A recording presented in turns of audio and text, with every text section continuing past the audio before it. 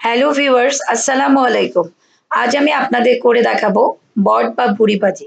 কুরবানির ঈদ মানে মাংস সাথে ভুঁড়ি। অনেকেই এটা ফেলে দেন অথবা বলে থাকেন ভুঁড়ির বিশ্রী গন্ধ। আসলে ভুঁড়িটা যদি স্রেফ গরম পানি দিয়ে সাথে পরিষ্কার করা যায় তাহলে এটার গন্ধও থাকে না আর স্বাদও নষ্ট হয় না। অনেকে চুন দিয়ে পরিষ্কার করেন যার ফলে স্বাদটা কিন্তু নষ্ট হয়ে যায় আর গন্ধও থাকে। আর ভুঁড়ি বা বট রান্নায় একটু বেশি মসলা ব্যবহার করতে হয়।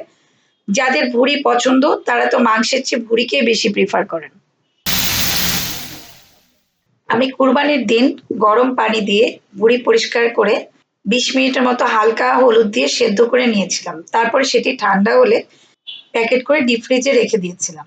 আজ ডিপ ফ্রিজ থেকে বের করে আমি প্রায় ১ কেজি পরিমাণ ভুঁড়ি ভিজিয়ে রাখলাম। সেগুলোকে এভাবে কেটে নিলাম।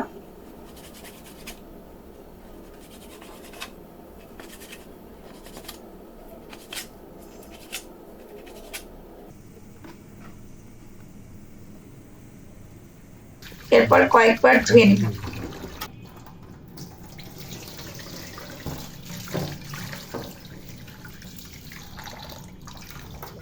আজ আমি ভুঁড়ির সাথে আলুও ব্যবহার করব। এজন্য ৪-৫টি বড় আলু ছিলে সেগুলোকে কিউব করে কেটে ধুয়ে নিলাম।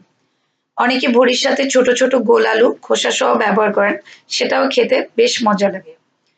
ভুঁড়িতে ব্যবহারের জন্য আমি নিয়েছি কাঁচামরিচ, হলুদ গুঁড়া, মরিচ গুঁড়া, ধনিয়া ও জিরা গুঁড়া, লবণ, পেঁয়াজ কুচি, আদা ও রসুন বাটা, পেঁয়াজ বাটা, কয়েক রকম গরম মসলা আর তেল তো লাগবেই। আজ আমি এটি বড় কড়াইতে রান্না করব, কারণ ভুঁড়ি ও আলুর পরিমাণ অনেকটাই।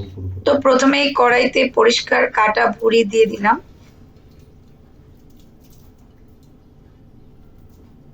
এরপর কেটে রাখা আলুগুলো দিলাম। এবার একে একে আধা কাপ পেঁয়াজ কুচি, ৮টি বড় গোটা রসুন কোয়া, ১০টি কাঁচামরিচ ফালি, ২ টেবিল চামচ মরিচের গুঁড়া, ১.৫ চা চামচ হলুদ গুঁড়া, ১ টেবিল চামচ ধনিয়া গুঁড়া, ১ টেবিল চামচ জিরা গুঁড়া, ২ টেবিল চামচ পেঁয়াজ বাটা, ১ টেবিল চামচ আদা বাটা, ১ টেবিল চামচ রসুন বাটা। আপাতত ২ টেবিল চামচ লবণ দিচ্ছি, লাগলে আরো পরে দিব। তারপর ৪ টুকরা দারুচিনি, ৪-৫টি ছোট এলাচ, ২টি বড় কালো এলাচ, ১০টি গোলমরিচ, ৭টি লবঙ্গ এবং ৮ টেবিল চামচ তেল দিয়ে ভালো করে ৩-৪ মিনিট ধরে মেখে নিলাম।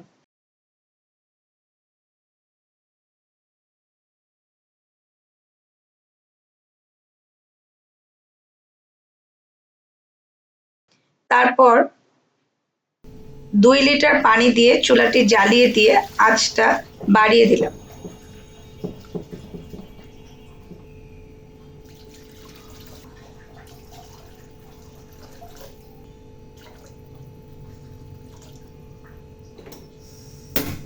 এরপর ঢাকনা দিয়ে দিলাম ১ ঘন্টার জন্য। ১ ঘন্টা পর ঢাকনা খুললাম। পানি অনেকটা কমে গেছে। সেদ্ধ হয়েছে কিনা আমি দেখে নিচ্ছি। সেদ্ধ হয়নি, লবণটাও দেখে নিলাম। লবণ আরো ১.৫ টেবিল চামচ দিয়ে দিলাম।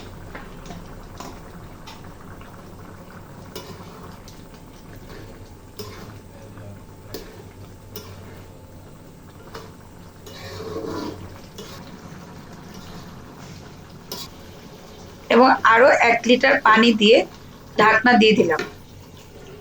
আরো হয়তো ১.৫ ঘন্টা লাগবে সিদ্ধ হতে। আঁচটা এবার আমি মাঝারি রাখবো। ১.৫ ঘন্টা পর ফিরে আসলাম। এর ফাঁকে আরেকবার আমি দেখে নিয়েছিলাম।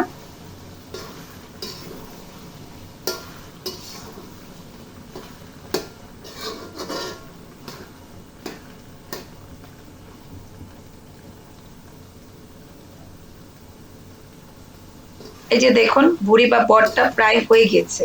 এবার আমি ভাজা করে নেড়ে চেড়ে নামিয়ে ফেলছি। আপনারা চাইলে প্রেসার কুকারে ঠিক একইভাবে অল্প সময়ে রান্না করে সিদ্ধ হলে ভাজা করে নিতে পারেন। আশা করি আপনাদের রেসিপিটি সহজ এবং ভালো লেগেছে। যারা আমার চ্যানেলে নতুন তাদেরকে অনুরোধ করব চ্যানেলটি সাবস্ক্রাইব করুন ও পাশে থাকা বেল আইকনটি ক্লিক করুন। আর যারা ইতিমধ্যেই সাবস্ক্রাইব করেছেন তাদেরকে অসংখ্য ধন্যবাদ।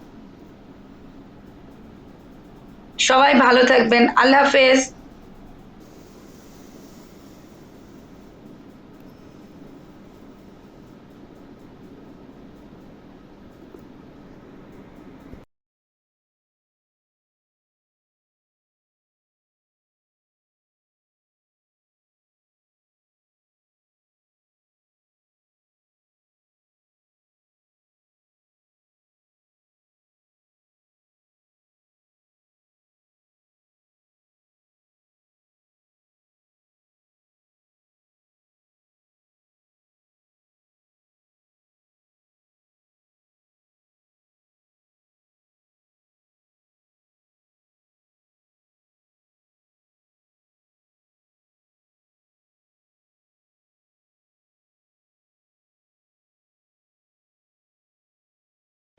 তোমার বউ চুপ হয়েছে?